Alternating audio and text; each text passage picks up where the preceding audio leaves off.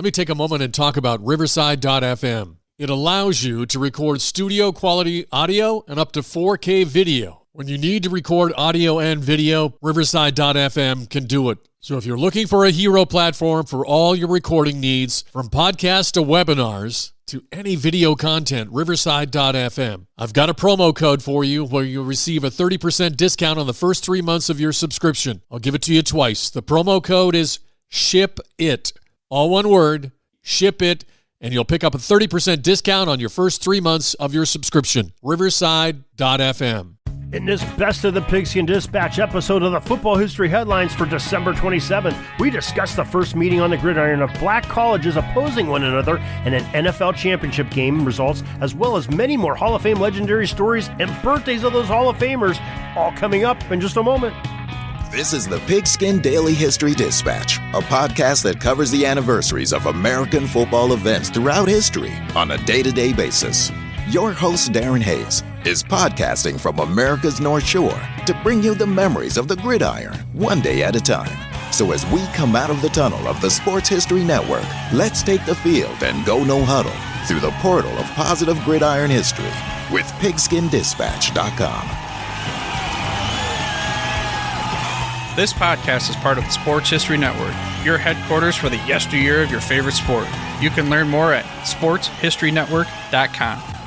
Hello, my football friends. This is Darren Hayes of PigskinDispatch.com. And for this December 27th edition of the Football History Headlines, we are going to cover football action from 3 different centuries. Yes, the 19th, the 20th, and the 21st centuries all are represented in this edition of history. So let's get right at it, and we'll start off with December 27th, 1892, in Salisbury, North Carolina.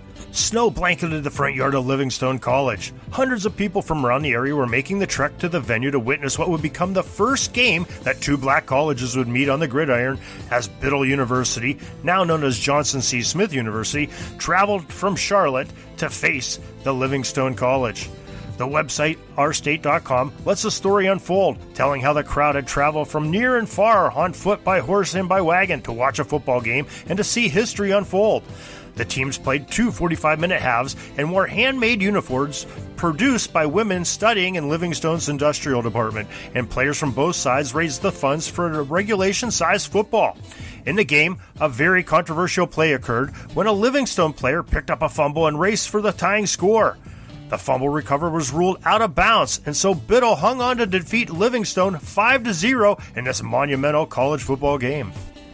December 27, 1942, at Shibe Park, Philadelphia. According to the NWW2M.com website, the way that the NFL All-Star Games worked for the first 5-year period was that the NFL champs would face a team of hand-picked All-Stars from the league a couple weeks after the title game.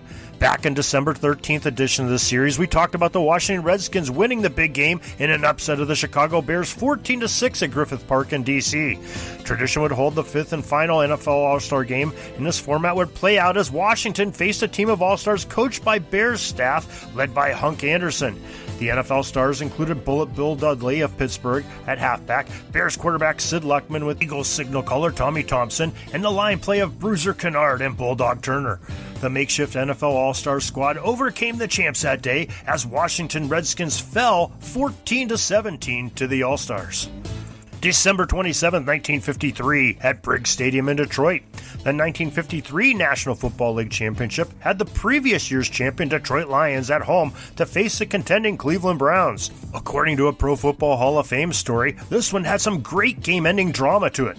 Legendary Lions quarterback Bobby Lane had been hearing from his substitute tight end Jim Doran all game that he could get open downfield past Browns defender that had been assigned to him all day. The starting end, Leon Hart, had left the game with a knee injury earlier, so Duran was pulled from the defensive side of the ball to fill in. The Lions were down 6 with a few seconds more than 2 minutes remaining in the contest.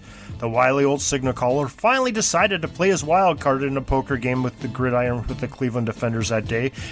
And he asked, "Can you still beat that feller?" Lane asked bluntly to Duran in the huddle per the article. You just know that Jimmy D eyeballed him back and gave him the words of confirmation. The DB on Duran that day was Warren Lahr, and the two opponents have been going at it all day. Duran was now licking his chops as he finally had his quarterback's focus on the advantage he felt he could get over Lahr.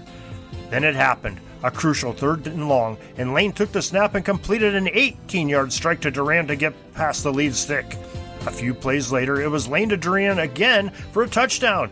After the extra point was nailed, the Detroit Lions held on and beat the Cleveland Browns 17-16 to retain the title. December 27, 1959, at Memorial Stadium in Baltimore, the National Football League championship game that had the same billing as the watershed 1958 title contest as the New York Giants faced the Baltimore Colts. There were more than a few changes, though, from the previous year that GoldenRankings.com website describes. The Giants had lost Vince Lombardi as their offensive strategist when he left to go coach the Packers. The league had also record-setting attendance during the 1959 season, directly attributed to the overtime game of the 1958 championship game between these two teams. A tragedy struck the NFL when on October 11, 1959, Commissioner Bert Bell suffered a heart attack while at a Steelers vs. Eagles game and passed away.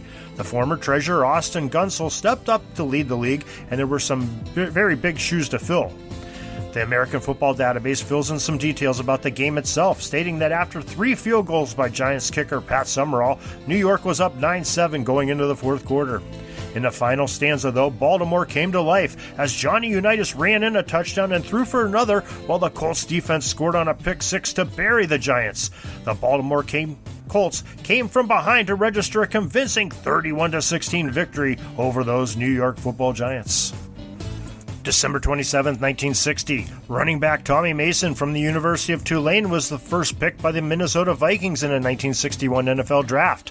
The Football Database website reports that also picked in this draft were future Hall of Famers Mike Ditka, Jimmy Johnson, Herb Adderley, Bob Lilly, Fran Tarkington, Billy Shaw, and Deacon Jones. Not a bad class of college players turning professional at all in that one. December 27, 1962, the 28th Heisman Award went to quarterback Terry Baker from Oregon State. The senior signal caller, according to Heisman.com, was the first player from Oregon State to win the coveted prize. Baker was a dual threat on offense as he tossed for 1,723 yards and 15 scores in 1962, while he also churned out 9 touchdowns and 538 yards on the ground. December 27, 1964, at Cleveland Municipal Stadium. The 1964 National Football League Championship game had the Baltimore Colts pitted against the Cleveland Browns. Hall of Famer Jim Brown rushed for 114 yards in the game for Cleveland, but the scoring came on 3 Frank Ryan to Gary Collins pass plays and a few kicks by Lou Groza as the Cleveland Browns blanked the Baltimore Colts 27-0 per the ProFootballReference.com website. OnThisDay.com website states that the victory was the last championship win by a Major League Pro team from Cleveland until 2016 when the NBA's Cleveland Cavaliers captured the crown. Now let's take a quick break from our headlines and let me remind you can learn more about gridiron history on our website, pigskindispatch.com. And you can contact me, Darren Hayes, at pigskindispatch@gmail.com. We'd love to hear from you. Speaking of hearing from someone who's here is one of my podcasting partners from the sportshistorynetwork.com that has a message just for you. Hi, this is John Gidley. Join me each Friday for a trip into the football attic, where I'll delve into forgotten but noteworthy stories of the National Football League. You're bound to learn something new or have your memory jogged each week. That's every Friday only on the Sports History Network and wherever podcasts are available. December 27th, 1971, the first Fiesta Bowl was played as number 8 Arizona State University's Sun Devils defeated the Florida State Seminoles 45-38 per the OnThisDay.com website. December 27, 1974, the 40th Heisman Trophy Award went to Archie Griffin, the running back of the Ohio State Buckeyes. The Heisman's official website states that even though Griffin was considered smallish for Division I back at 5'9" and a mere 180 pounds, he was a consistent and truly explosive runner. The junior ran for 1,620 yards and 12 touchdowns to lead the Buckeyes to an impressive 10-1 record and rank them 3rd in the nation. If you remember back on our December 6 Football History Headlines post, we learned that as a senior, Archie Griffin became the only player in history to win back-to-back Heismans. For his regular season college career, Griffin pounded out 5,177 yards to rank 5th in the annals of collegiate runners, but his 31 games of 100 yards or more is at the top of the list in NCAA history. December 27th, 1987 at Arrowhead Stadium, Steve Largent sets an all-time NFL career record for catches when he catches his 752nd pass. Seahawks.com shares with us the previous record of 750 by Charlie Joyner was broken when Largent caught 6 balls for 95 yards and a touchdown in a 41-20 loss to the Kansas City Chiefs. December 27, 1991, OnThisDay.com reports that the Brown family, owners of the Cincinnati Bengals, hired Dave Shula, the son of legendary coach Don Shula, as their new head coach. The younger Shula then became the youngest NFL coach in history at the ripe old age of 32. December 27, 2003, Week 17 of the 2003 NFL season, on December 27th and December 28th, was played, and the NFL had a record paid attendance of over 1,106,000 for 16 games played for that one weekend. December 27, 1947, Seminole, Texas. The tackle from the University of Texas, Bob McKay, was born. The NFF states that the Longhorns, with the help of McKay, won the 1969 National Championship as Bob became a consensus All-American in the process with his great job of blocking. During his college career, Texas averaged 363 yards rushing per game, which was tops in the FBS in that same span of seasons. The National Football Foundation selected Bob McKay to enter into the College Football Hall of Fame in 2017. After graduation, Bob was picked by the Cleveland Browns in the 1970 NFL Draft with the 21st overall pick and spent 9 seasons as a pro with the Browns and the New England Patriots. December 27, 1959, Andre Tippett, the great linebacker from Ellsworth Junior College, celebrated his birth. The New England Patriots used the second-round pick to land Tippett in the 1982 NFL Draft, and what an outstanding choice that was. According to his bio on the Pro Football Hall of Fame's website, Andre in 1985 led the NFL with 16.5 sacks and became the AFC Defensive Player of the Year and played in the Super Bowl. For his career, Tippett registered 100 quarterback sacks and 150 games played. The Pro Football Hall of Fame enshrined Andre Tippett in the year 2008.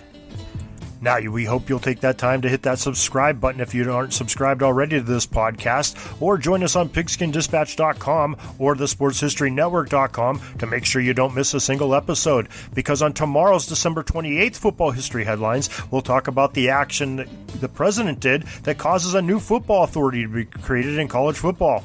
The play that first caused the term Hail Mary to be used on the gridiron occurred, and the greatest game ever played determined a champion. It's all coming up tomorrow on your Football History Headlines. That's all the football history we have today, folks. Join us back tomorrow for more of your football history. We invite you to check out our website, PigskinDispatch.com, not only to see the daily football history, but to experience positive football with our many articles on the good people of the game, as well as our own football comic strip, Cleat Marks Comics. PigskinDispatch.com is also on social media outlets, Facebook, Twitter, Instagram, and don't forget the Pigskin Dispatch YouTube channel to get all of your positive football news and history. Special thanks to the talents of Mike and Gene Monroe, as well as Jason Neff for letting us use their music during our podcast. This podcast is part of the Sports History Network, your headquarters for the yesteryear of your favorite sport. You can learn more at SportsHistoryNetwork.com.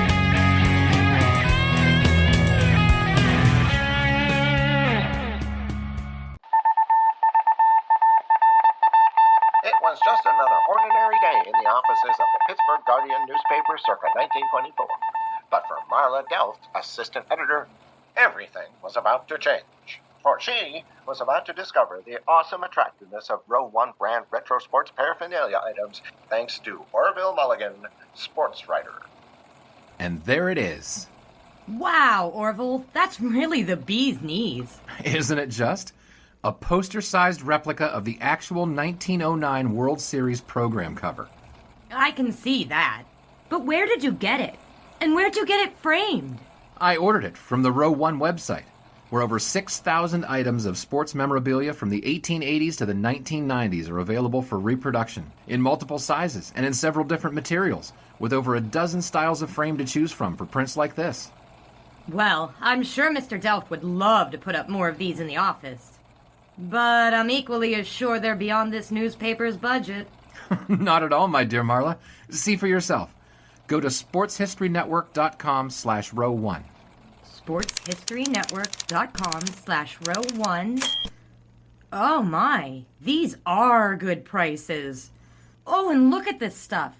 Oklahoma-Nebraska football, college basketball art, Michael Jordan items. And so it was that Marla Delph advertisement discovered the flowers. splendiferous magic of Row 1 sports memorabilia, arts, and prints. You can too by visiting sportshistorynetwork.com/row1. That's ROW1 today for access to the full Row 1 catalog of gallery prints and gifts like t-shirts, long-sleeve shirts, telephone cases, coffee mugs, blankets, pillows, towels, and even shower curtains.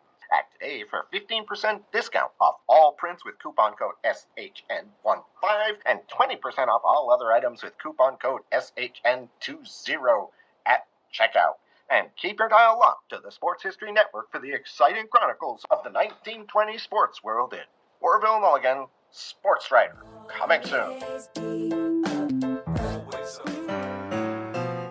Are you having a hard time figuring out what to get Dad for Father's Day? You should check out Row 1 Brand's Vintage Pictorum Gallery. They have America's best sports art. With over 7,200 historic sports prints, you're assured to find something unique for Dad this Father's Day. Instead of a boring old tie, get him a historic baseball photo taken by Henry High Sandom at the historic Polo Grounds Stadium in New York City during the 1894 Temple Cup. Or, if he's an NFL buff, check out the 1963 vintage NFL poster. These are so good looking that you'll be amazed how they turn out. Shop now at sportshistorynetwork.com/row1 and save 15% off your order.